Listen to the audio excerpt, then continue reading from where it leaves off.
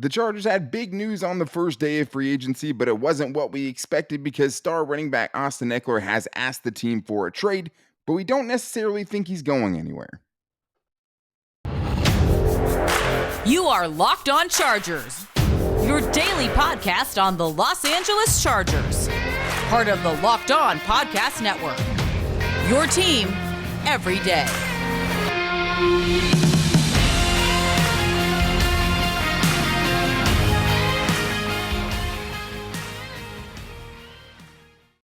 What is up, and welcome into the Locked On Chargers podcast. I'm your host, Daniel Wade, joined as always by my co-host, David Drogemeyer, and we've been covering the Chargers together now for 7 seasons, but this is our 5th season as a host of the Locked On Chargers podcast, bringing you your team every day. Thank you guys, as always, for making this your first listen today, and to make sure you never miss the show, go subscribe to the Locked On Chargers YouTube channel, and also follow the show for free on all platforms, wherever you get your podcast from.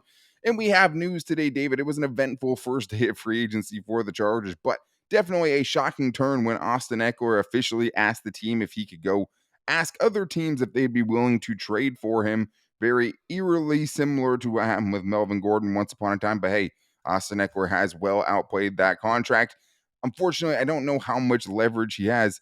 Then again, his backups right now are Josh Kelly and Isaiah Spiller, and we just don't really know what to think about those guys at this point in their careers. We also need to talk about the Chargers' biggest signing of day one, Easton Stick. No, just kidding. Eric Kendricks, the Chargers ended up finding a linebacker. Does that mean that they're not going to be able to re-sign Drue Tranquill? We're going to talk about that. But if it is a backup plan, they could have done a lot worse, and we'll see what that contract ends up looking like. And the other decision they made was deciding not to tender Donald Parham or Breiden Fehoko. So we'll talk about what their future with the team means, because it doesn't necessarily mean that they won't be back in the fold in 2023. But David, Austin Ekeler, news we weren't expecting. Timing not coincidental. Adam Schefter this morning, Chargers running back Austin Ekeler is requesting permission to speak with other teams about a potential trade after preliminary talks with the team aimed at a contract extension did not progress, his agent Cameron Weiss told ESPN. So, David, I mean, definitely not what we expected to see, but I guess when you look at it, not super surprising given his contract situation.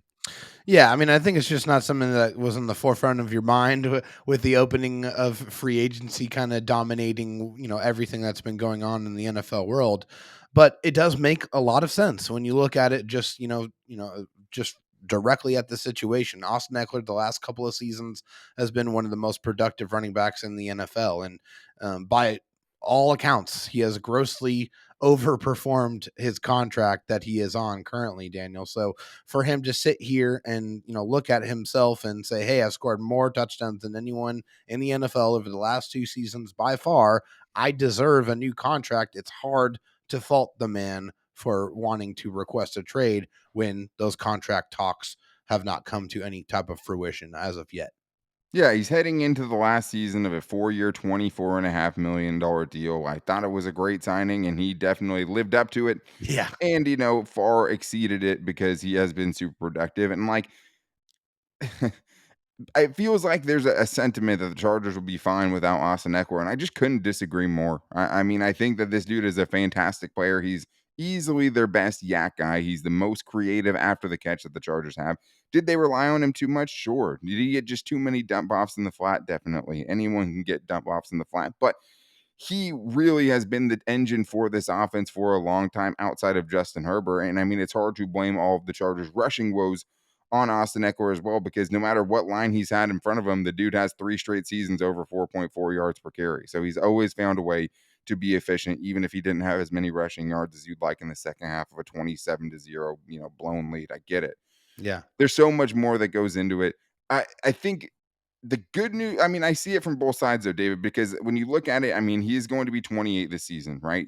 So any contract extension is going to start during his age 29 season. And you're starting to get into the alarm bells part of running backs and why a lot of running backs don't get third contracts. You also have to take into account that he has now 1,400 career touches. That's a lot of wear and tear on a body, especially for a dude who's a little bit smaller, but he's been extremely healthy. Only 1 missed game over the last couple of seasons. That's super, super durable.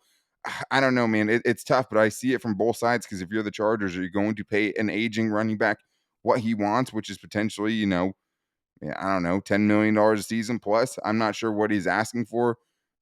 Or do you just, hey, let's ride this out? And the other thing is, too, is how little are you willing to take if you do trade him, right? Like, what's Yeah. the least value you'd be willing to get back in compensation?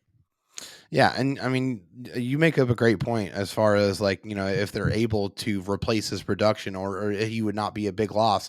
I completely disagree as well. I mean, it's just looking at the last two seasons alone: 410 carries, 826 yards, 177 receptions, 1,369 yards, but also 270 plus touches each of the last two seasons. And we know at the running back position, you are going to take an absolute pounding. Austin Eckler is not the biggest man in the world. He is in great physical condition. He always has been able to keep up. But after a while, those touches are going to come back to bite you and haunt you.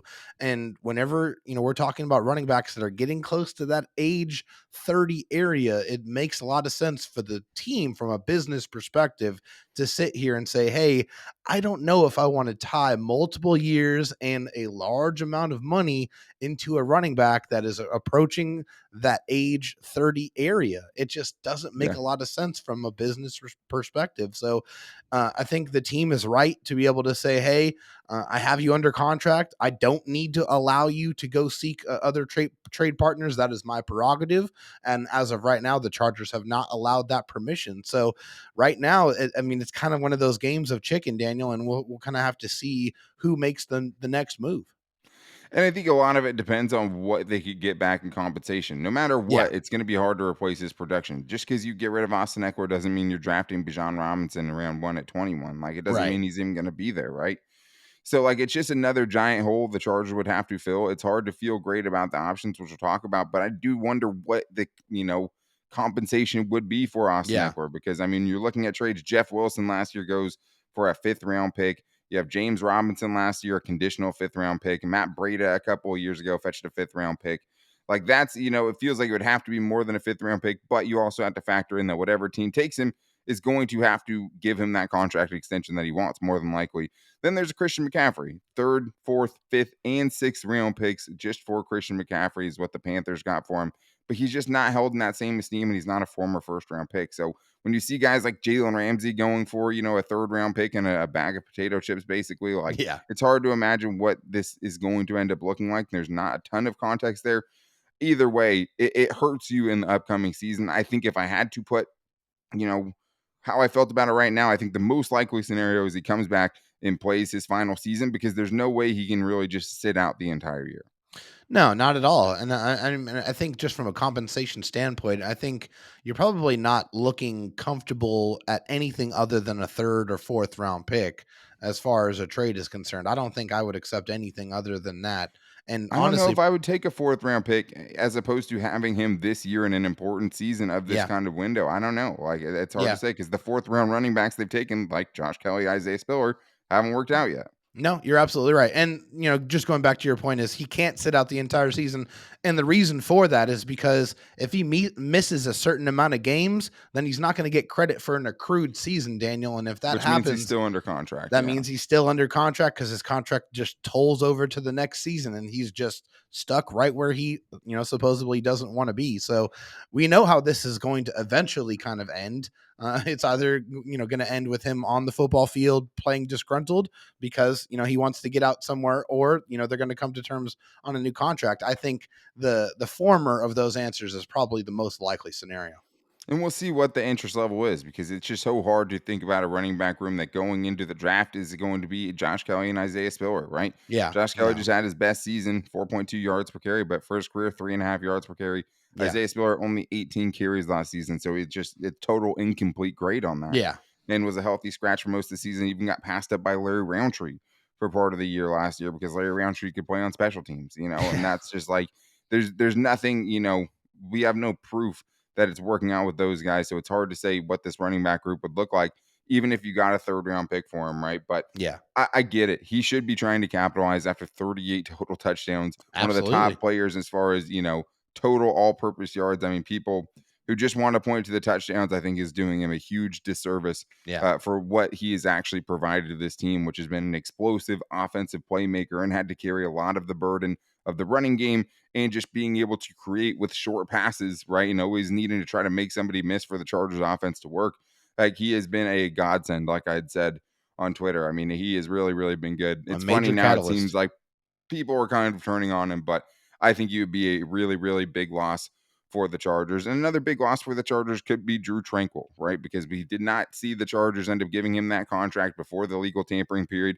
And now we know they have signed Eric Kendricks, which I don't think would be a bad replacement, David. I don't think Eric Kendricks is a bad backup plan, and we're going to tell you guys why. And it doesn't even necessarily totally exclude Drue Tranquill from coming back to the Chargers, but we're going to get into that after this. First, I need to tell you guys that the official betting sponsor of the Locked On Chargers podcast is FanDuel, and right now it's the midway point of the NBA season, and it's the perfect time to download FanDuel, America's #1 sportsbook, because new customers right now get a no sweat first bet up to $1,000. That's bonus bets back if your first bet doesn't win. Just download the FanDuel Sportsbook app. It's safe, secure, super easy to use, and you can bet on anything from the money line, point scorers, or even threes drained. If you want to get wacky with it, you could even go the 3x2, guessing that a player is going to get 2 3-pointers in the first 3 minutes of a game, and they have even the same game parlay, which is one thing that sets them aside. Being able to make multiple bets and parlay them on the same game is a ton of fun, and it's just a great time to be betting on sports right now. You got the World Baseball Classic, you got March Madness coming up,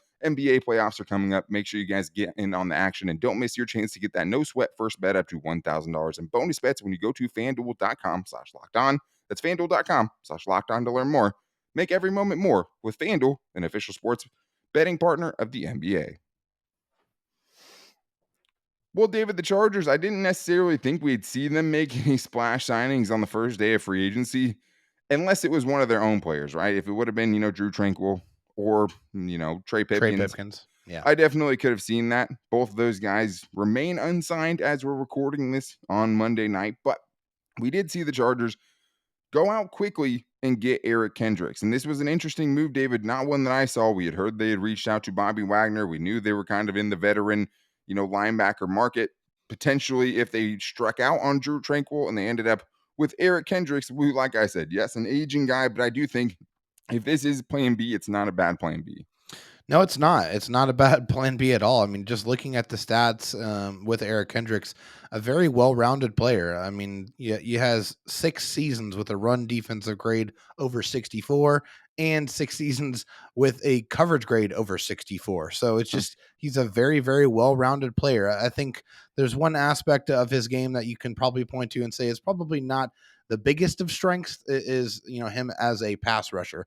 I mean, he does have a 5-sack season in 2021, but just looking over the course of his entire career, that's not one of his biggest calling cards. But you also know that the Chargers and Brandon Staley is all about those new relationships and all about those relationships. And new linebackers coach Jeff Howard actually spent 7 seasons with the Vikings as an assistant on defense, and 5 of those were with Eric Kendricks. So a lot of familiarity there, Yeah. especially in that room. So, I mean, definitely an important tidbit to remember. I think that's a great call, and I think that connection is very valid in why this deal got done, and I think that had played a huge part in it, right?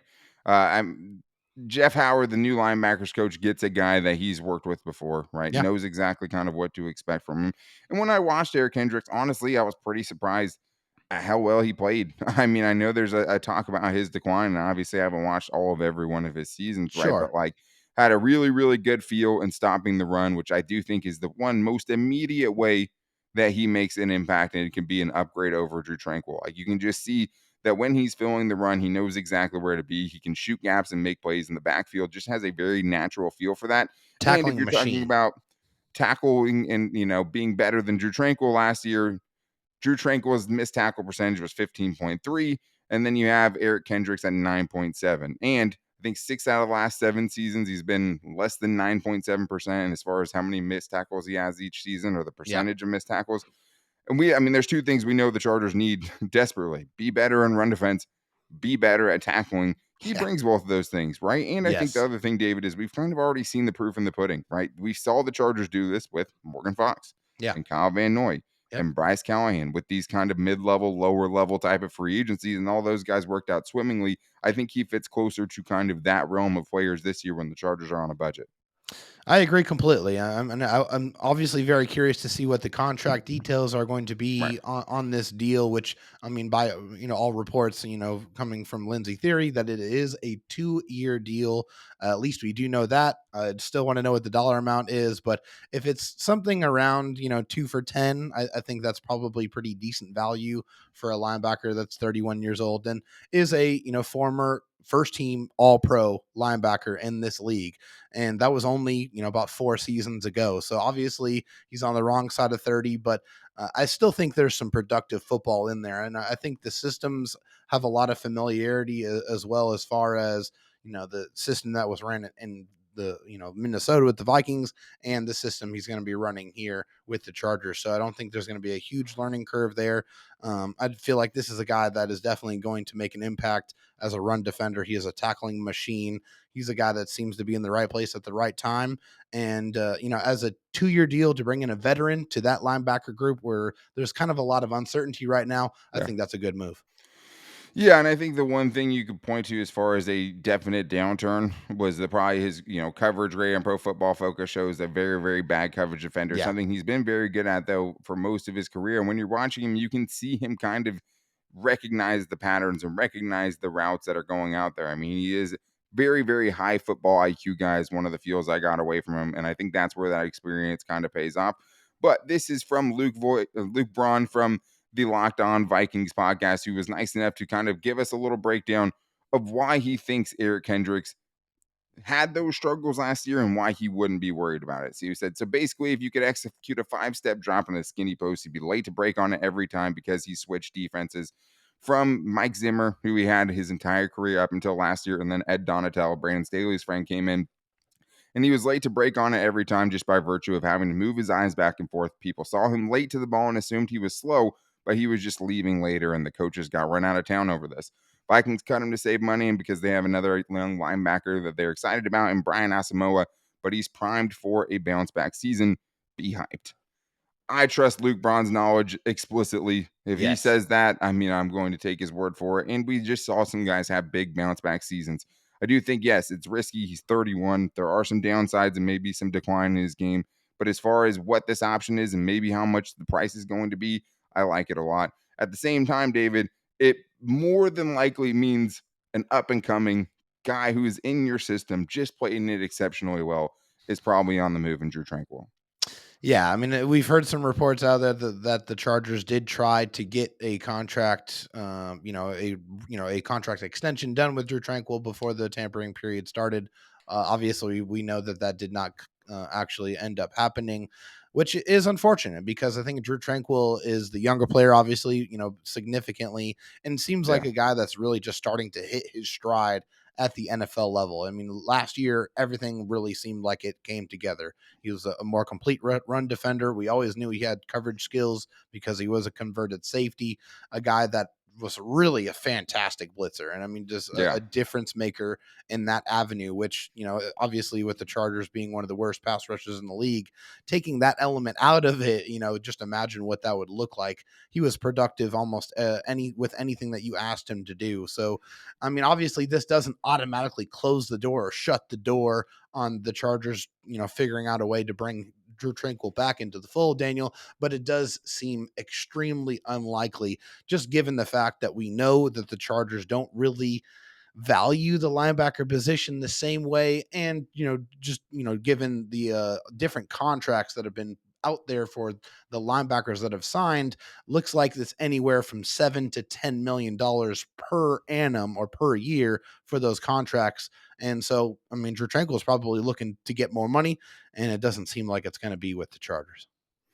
Yeah, I mean, I wouldn't say 7 to 10 million for all of them. It seems like there's a pretty big divide. It seems like the top guys in the class, the Tremaine Edmonds of the world, right, and guys of that nature, those guys are getting between 10 and $16 million Yeah. per season, right? And then there's other guys, the Alex Singletons of the world, the Quincy Williams of the world, that are more around 6 million. And it Yeah. feels like if it was going to be 6 million, that's something the Chargers could have potentially worked out. Maybe Yeah. Drue Tranquill thought his market would be stronger.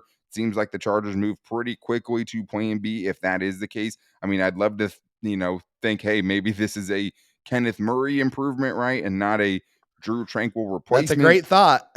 I don't see it. I mean, I think that, that would make a major difference on the Oh Chargers yeah. defense, but they're still strapped for cash. I mean, they're still not going to be making a lot of moves. And the way they've treated linebackers, it's hard for me to believe that they're going to go out and sign 2 free agents in the same season like that. I mean, and spend, potentially, over 5 million on each of them, depending on what this ends up being with Eric Kendricks. It's just hard to see. And Yeah. for those reasons, it seems like he's a Drue Tranquill replacement, but Drue Tranquill hasn't signed yet. So I mean, we'll be back to talk about that when he does go elsewhere potentially. But at the same time, David, there were a couple of other kind of hard pills to swallow as far as who is going to be back and not back with the Chargers. And the Chargers decided not to tender Donald Parham and Breiden Fehoko. So we're going to get into what that means because both guys were restricted free agents. Now they're really not. And then the Chargers also made the decision to bring back Easton Stick. Does that mean we get to say goodbye to 3 rostered quarterbacks? Can they just be good with 2 now? We'll get into it, but I do need to tell you guys about the best free agent out there. I'm talking about Built Bars, the best free agent. If you haven't tried Built Bar, if you've already brought Built Bar in, I mean, I'm sure they have played their contract by a lot because they are my favorite protein bar.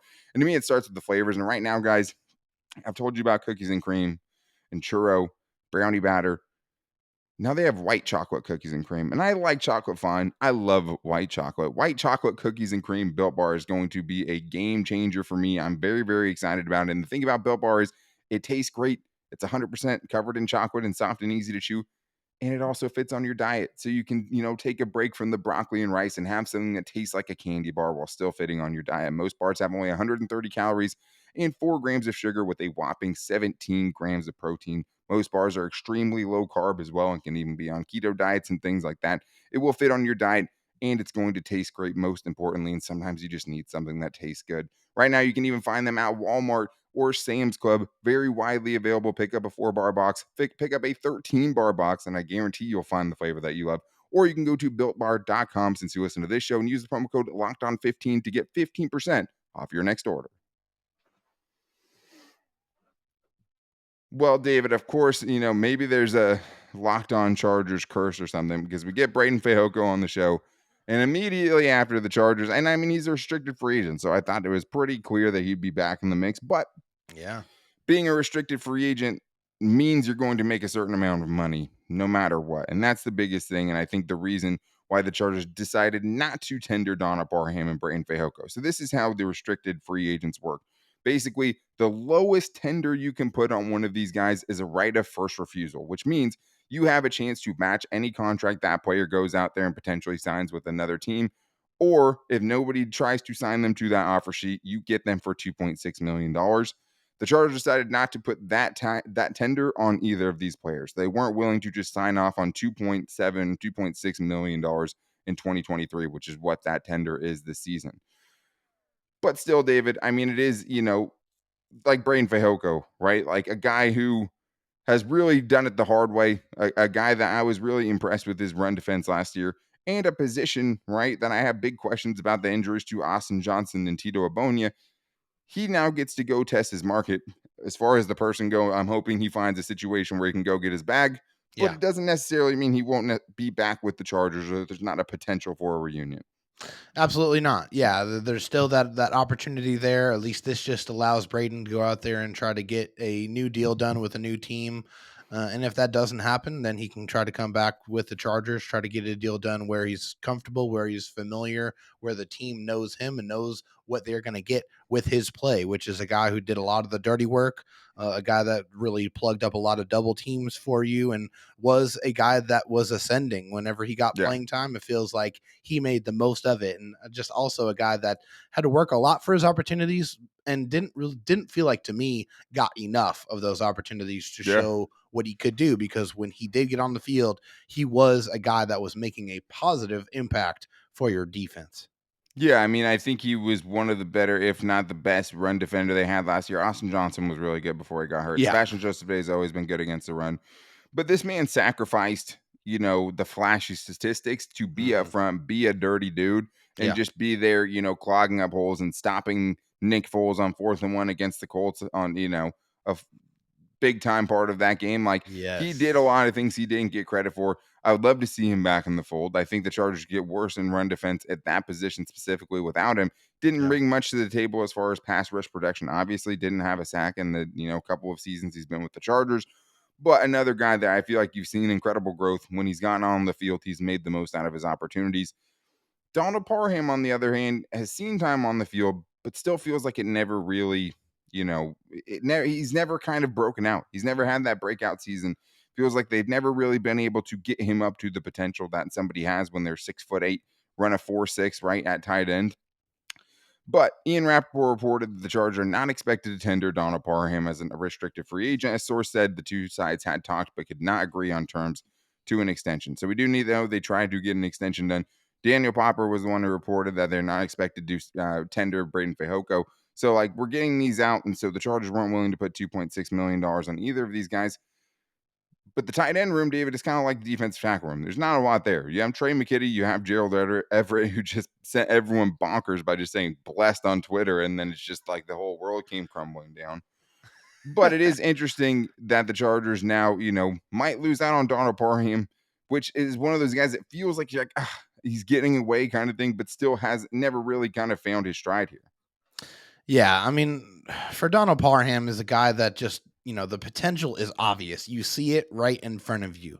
But that potential is just a beautiful thing until you actually see it come to fruition on the football field. We saw flashes, we saw glimpses of what he is capable of doing, but he was never really able, at least up to this point, to be able to put it all together for the Chargers at tight end. So for Donald Parham, he's a guy that I want to see succeed. You feel like he has all the skills and all the ability to succeed, but has never been able to actually do it. So Yeah. we'll see what happens with that. But for Donald Parham and for this tight end room, some things are definitely going to change. They have to add some bodies to that room. It is definitely looking very barren.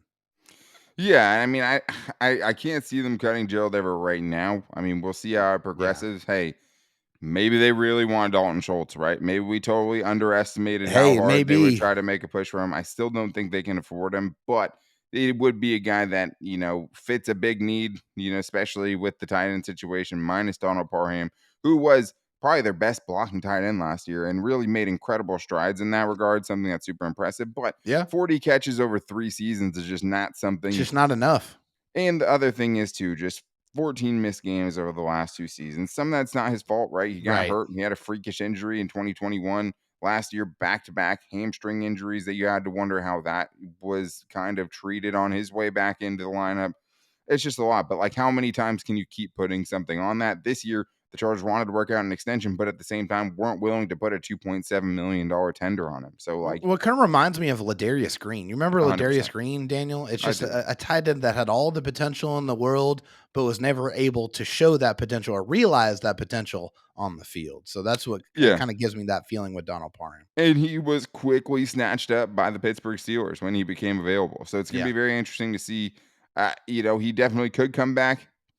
He would have a great quarterback to come back to. He would have a new offensive scheme to be like, okay, maybe this is how I can have one good season and find out what my market is after that. Not coming off of a 10-catch season, which is what he Right. had last season. Yeah. But it's hard to say. The last thing I want to get to real quick, the first signing, the only internal free agent the Chargers brought back on the first Monday of free agency, It was a quarterback. re-signing Easton Stick. Oh, Yeah, no, well, I mean, I not guess, that extension.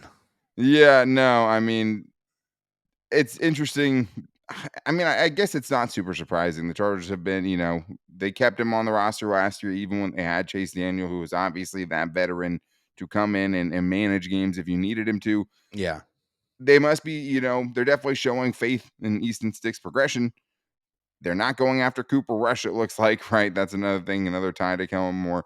My biggest thing is like, okay, does this mean you could just have two quarterbacks on the roster now, right? Do we have to keep three on game day on the roster? Can we feel good about, hey, you don't have to keep Chase Daniel and Easton Stick and Justin Herbert now. You must feel good enough about Easton Stick for him to be coming back on this re-signing. Well, you gave him $1.8 million, so that seems to me that he's the backup quarterback. So I don't feel like there's absolutely any reason to see the Chargers roster 3 quarterbacks barring any kind of injury to Justin Herbert for any kind of significant time in the future. I don't want to see it. It's just bad roster management, in my opinion. There are other players that deserve the attention to detail with the depth that we have not seen in previous seasons. So no Yes. more 3 quarterbacks. Give it to him, let him be the backup, and let it be done with it. And the Chase Daniel thing made more sense because they were going to Joe Lombardi's offense, and the quarterbacks coach they had was from the Kyle Shanahan Right. offense, right? So he couldn't necessarily be that mentor in that way as far as I have a comfort level in that system. Between Kellen Moore and Doug Nussmeier, you shouldn't need a backup quarterback that's going to be teaching Justin Herbert as he's going into year Exactly. 4. Yep. You don't he doesn't need that sage advice, I don't think, right? And I mean, I think Easton Stick's the kind of guy. I mean, if Justin Herbert gets screwed, pretty much no matter who come or gets hurt, you're pretty much screwed regardless, right? No matter who Period. comes in, because it's just such a substantial drop off, and the Chargers roster can't really withstand that. Most rosters can't. At the same time, Easton Stick still seems like that guy, and we'll see him in the preseason. And it's always been really, really an up and down affair. Definitely hasn't shown he can be a game manager. We'll see if that part of his game grows, but does feel like game. Hey, if he has to start for 3 games, it feels like there's going to be one of those games where he turns into like Johnny Manziel, and I mean, hey, he was incredible in college, so there no, is yeah. definitely that potential there. Sure, but I mean, the last time we saw him, he was looking. If there was a competition between him and Chase Daniel last year, he would have easily lost that competition. So I Yeah. think that's the part that gives you some reservations. But you're screwed if Justin Herbert goes out either way. So he could be a potential fun backup for a game if they just need him to go out there, run like crazy. He probably throws for like 115 passing yards and runs for 98 rushing yards. And the Chargers could, if they wanted or could win that game, would win like 17-14 or something like that. Maybe he can win you that game. I mean, I wouldn't have had a ton of faith even if it was Chase Daniel who had to come in and start games Right. for the Chargers last season, right? But understand the move. Maybe that means there'll be some kind of different roster kind of construction around that now that they feel like he's good enough to be potentially the primary backup, or getting that primary backup kind of money behind Justin Herbert. That better not be QB3 money, right? I think is what you're kind of It saying better there. not be.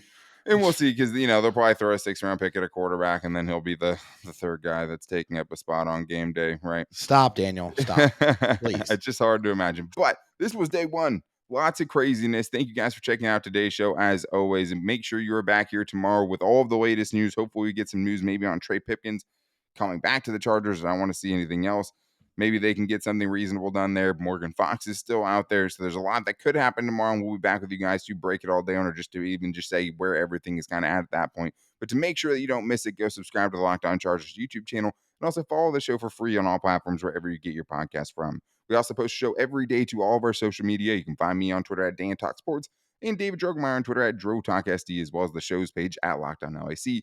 You can find us at Locked On Chargers on Instagram and our Locked On Chargers Facebook page as well. We really appreciate you guys checking out the show as always and making us your first listen. If you need a second listen, it's almost draft season. Make sure to check out the Locked On NFL Draft Show with the best hosts out there, Keith Sanchez and Damian Parson, who are going to tell you which undrafted or which kind of under the radar guys your team should be going after, finding that sleeper, finding that hidden gem for your team to make or break the draft, and make sure you can find that anywhere you get your podcast from, just like you can find this one. But thank you guys again. We'll be back tomorrow with all of the latest Chargers news as free agency continues to unfold. But until then, take it easy and go Bolts.